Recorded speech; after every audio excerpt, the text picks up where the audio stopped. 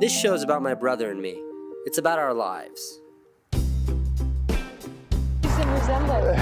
Yes, congratulations! Throughout this 8-episode season, we explain a lot about ourselves and the experiences we have. But we never really explain who we are. So I hope this story serves as a good introduction.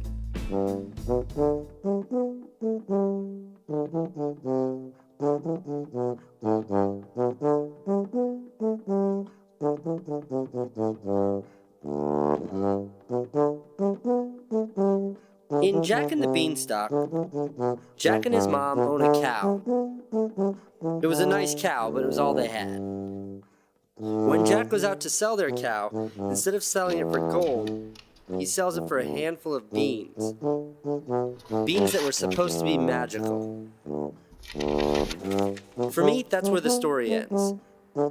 Yes, Jack eventually grows a beanstalk, and he robs the giant, gives all the stolen gold to his mom, then he murders the giant with his axe. But all that stuff's irrelevant. The point is, he didn't trade the cow for money or a sure thing. He traded the cow for a chance at something great.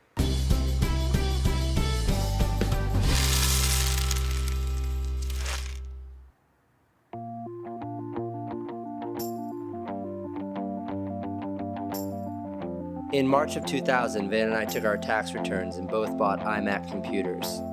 iMac DV computers. The iMac DV was the first home computer that allowed you to edit video. We maxed out our credit cards buying video cameras, and we taught ourselves how to make movies. And our movies brought us all over the world. We had no money, just our cameras and our computers, and we got all this attention.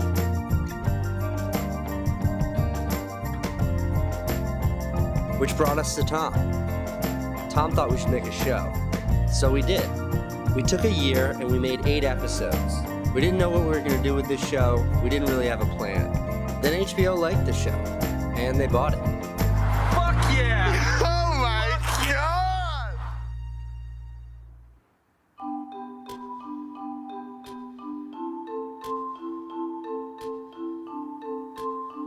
This is a handmade home movie TV show. We shoot it on cameras that you probably shoot your friends and family with. We click them into video mode and go off on our adventures. Then we come back to the studio, shoot the missing pieces with our big camera, and edit. I forgot to add the title for 368 Broadway. Here, watch me pick my nose. Our production cycle for each episode is 6 weeks. 4 weeks of adventuring and 2 weeks of editing. Here are the short films we've made in the last 6 weeks. 368 Broadway, about the studio where we make this show. In Biodad, I meet my long-lost father. Casey rides again for the first time since he got his titanium femur. A cool thing about a garbage truck. And we meet Casey's son in The Blue Giant. We hope you enjoy it.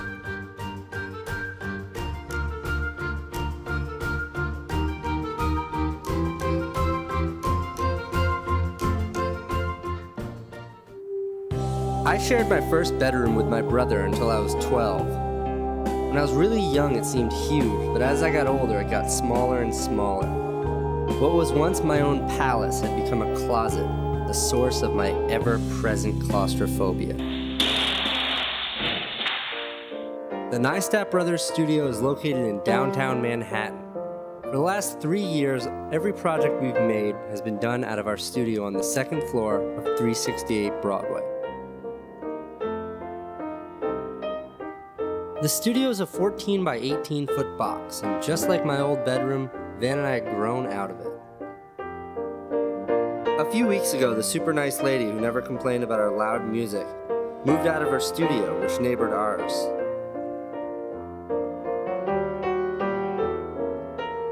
Van and I claimed it immediately. committing ourselves to 12 rent payments, tripling our current rent. We can't really afford it, but we need the space. We had one tool to remove the entire wall currently separating the spaces: the sledgehammer. I am a jack of all trades and a master of none. Please. Watch out for my computer! Demolition, though, happens to be my specialty. Since early childhood, I have been a destroyer.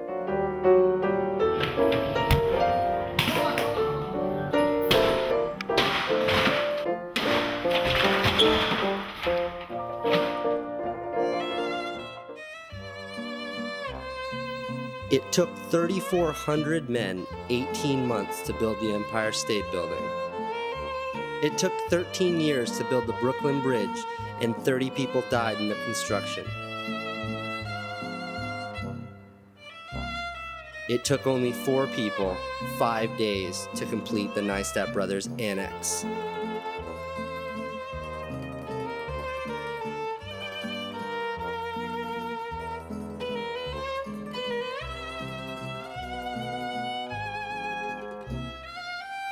"39 feet of custom-built desks, all electrical work, painting, lighting, everything done in 5 24-hour blitzkrieg-style shifts.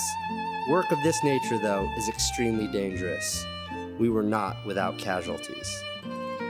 There's so much we can do now with this space, so much work being made.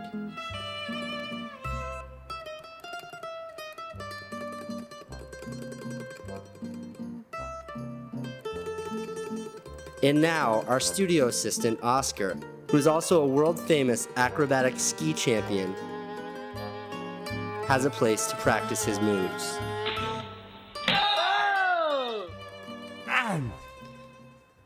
Studio renovation highlights include hallway surveillance camera, studio surveillance camera, mini fridge, dedicated juicy stereo, money green leather sofa, 45,000 BTUs, high-powered stereo, workshop, coat rack with key hook, our VHS collection, our overhead shooting table, mail bin, 70 custom-built shelves,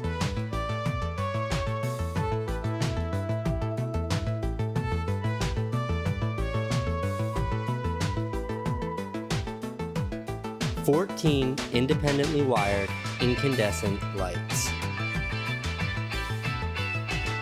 Movie theater, photo wall with a portrait of every visitor we've had since the studio was renovated.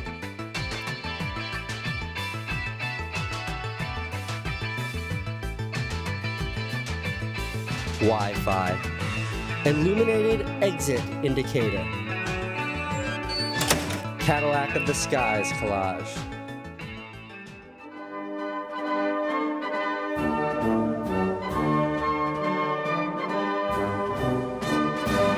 My claustrophobia has surrendered to our new studio.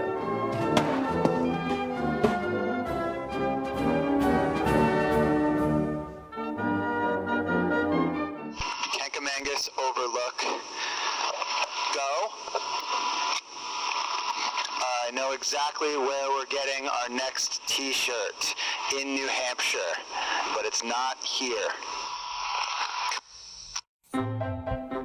To shoot some of this episode, Casey and I treated ourselves to a couple of Super 8 cameras. These cameras shoot silent film and make everything look old-fashioned. If you want sound, you have to use a tape recorder And sync it up later by using this thing.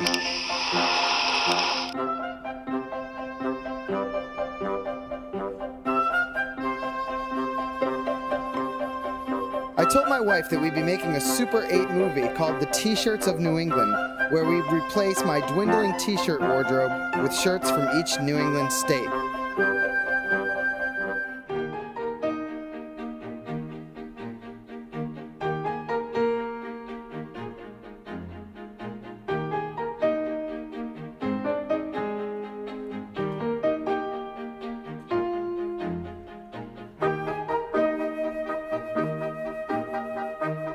I brought 2 other cameras along too.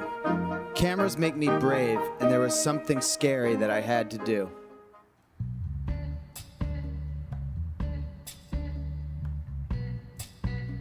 Some people, when they meet Casey and me, say that we don't look like brothers. People shouldn't say that because it's rude. Casey and I are brothers, and despite genetics, we're real brothers. I was in the car when Dad drove Mom to the hospital to deliver him.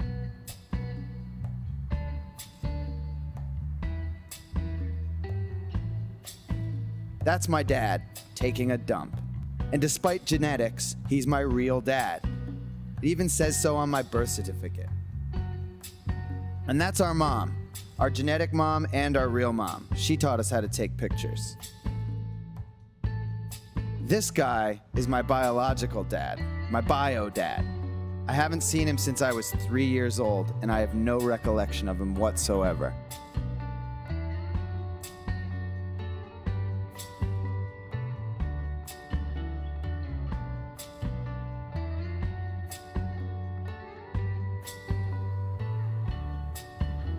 With my wife by my side, I finally had enough guts to ride to Maine and track him down. He had no idea I was coming. All right, lay it on me, man. My name's Van, and this movie's called Boy Named Van. And my biological father works in this place right here. And I've never met him, and I'm 32 years old, and I'm gonna go in there right now and introduce myself. The main motivation is because my whole life people have been like, how come you don't meet him? How come you don't meet him? You know, you have to meet him. And I thought to myself, why? And the reason was I was scared, and I don't like being scared. The only thing I fear is fear itself. Is Paul here? Yeah, Paul, yeah. Paul. Hello. Hi. Can I talk to you in private? Okay, but not for very long. I understand you're busy. Yeah. Outside, maybe? You want to know me? This is gonna come as a shock. You do know me. Okay. I think I always just in my head said the girl I marry will be the one that goes with me.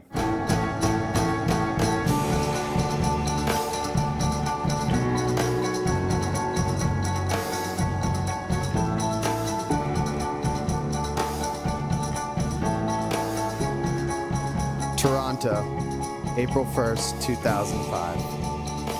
What she didn't know at the time was that this camera was connected to a monitor backstage, and I was watching that monitor.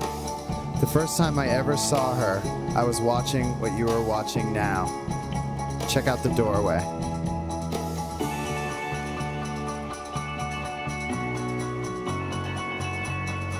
I spent the night, and in the morning she took this picture of me.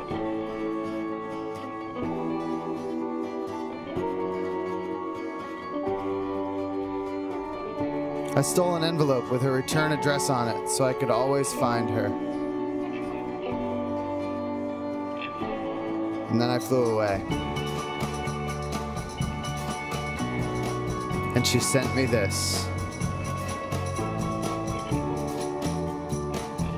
She came to see me, and we had our first adventure. Then we spent 72 hours in my apartment. We planned our future. We went there 6 months later.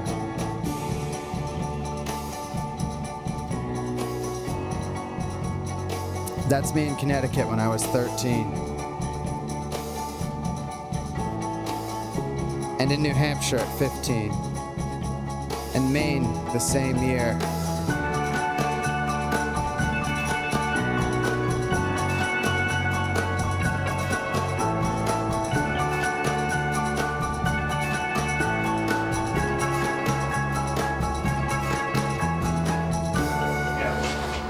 My name is Van Neistat. Oh, no kidding. How you doing? Good, how are you? See you again, yeah. Nice to meet you. Yeah. And I just wanted to come and meet you before, you know, I don't know. Yeah, before I'm something. 32 years old, Yeah, and I just think it's something I had to do. 3, so. Well, I'm doing really well. Good. And I'd like to thank you for my life. I have a fantastic, would you like to meet my I wife? did as best as I could, so that I thought I wouldn't. Oh, I understand. I think everyone did the right thing, Yeah, concerned. I think so too. Chris, this is Paul. Howdy. How are you? Fine. I see some resemblance. Oh, yeah. Yeah, They thought you were probably my son when you came yesterday. Oh, really? Yeah, I but thought your eyes are the same. Yeah. Yeah. How did they know, do you think? They knew I had a son Oh, I that see. I haven't seen him for a long time, but Yeah. that's about it. Oh, I have 2 questions. That's the only questions I have. Who picked out my name? I did. Good work. Morrison? It's sort of the opposite of the boy named Sue story. Because I love that. I love my Oh, name. it's a great name. And 2, what's your ethnicity? What's your background? Scotch Irish, probably. Scotch Irish. And maybe a little English. It was nice meeting you, Paul. Bye-bye. God, he was so kind. Such a nice guy.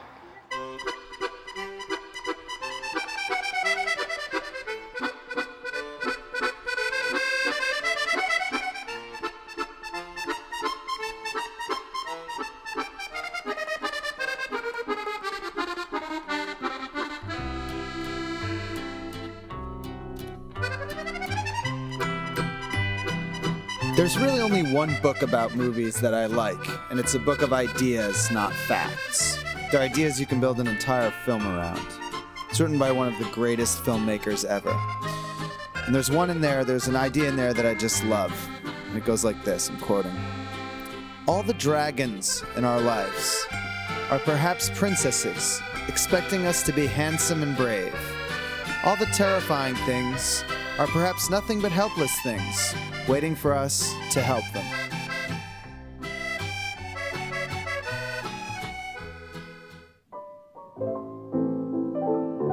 There are some things nobody needs in this world. And a bright red hunchback warp speed 900cc cafe racer is one of them. But I have one anyways. And on some days I actually believe I need it. That's why it's so dangerous. I got my motorbike back this week, and for the first time since 2 wheels tried to kill me, I climbed on. With flashbacks of my spiral fractured femur, I started the engine. A blood-curdling rush came over my body. This is the curse of speed that has plagued me all my life. On my tombstone they will carve, "It never got fast enough for me."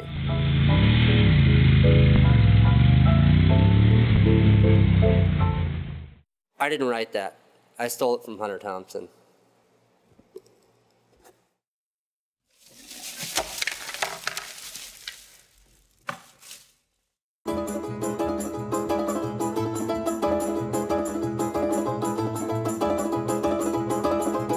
A cool thing. Impromptu, a cool thing. I'm in Brighton Beach, Brooklyn. This is their garbage truck. Watch.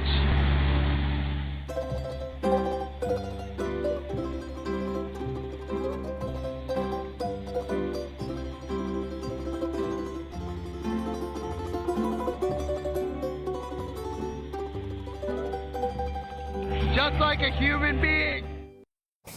A long introduction to a short movie. When I was 16 years old, I got Robin, my first girlfriend, pregnant. Then on April 14th, 1998, Owen was born. It was 3 weeks after my 17th birthday.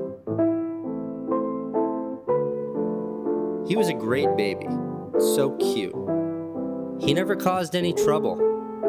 We never really had to discipline him. We were really poor. I worked in a restaurant, and we lived in a trailer. Owen is 9 now. He's a fearless boy. We go on all sorts of adventures together.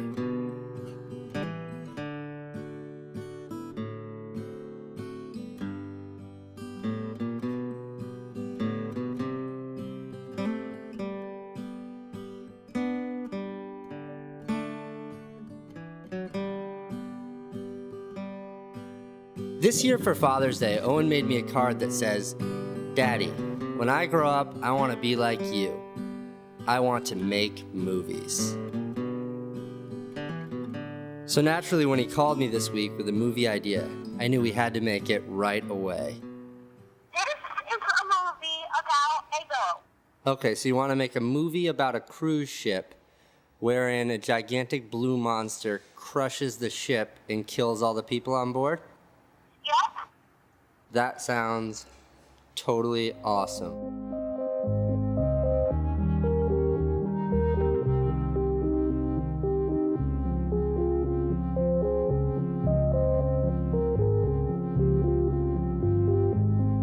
Well, there is going to be a purple monster who is going to come out of the water, and he is going to attack the ship. We are going to make the boat out of cardboard.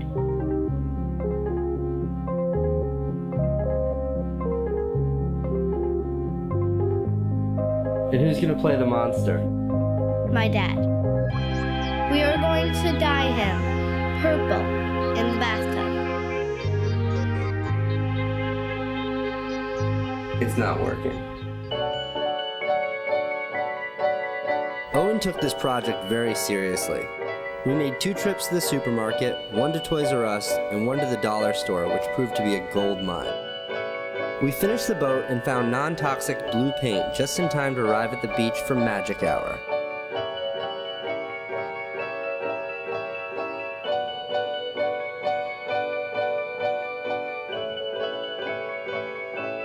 The boy was a natural. We got straight to work. So I hope you'll enjoy the movie. It's going to be very much fun to us, and I hope it will be fun to watch it.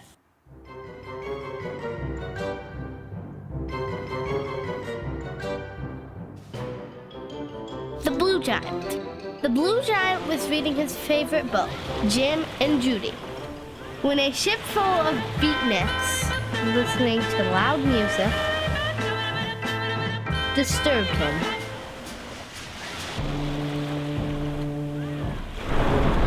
Giant got angry and burned them with his magic powers. Everyone on board died. Most drowned. The rest were eaten. And the giant, once again, was able to read Jim and Judy in peace. The end. A movie by Owen.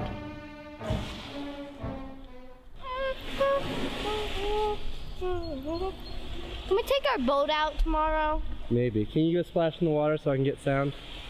It's a world of lonely faces. Oh, it's a world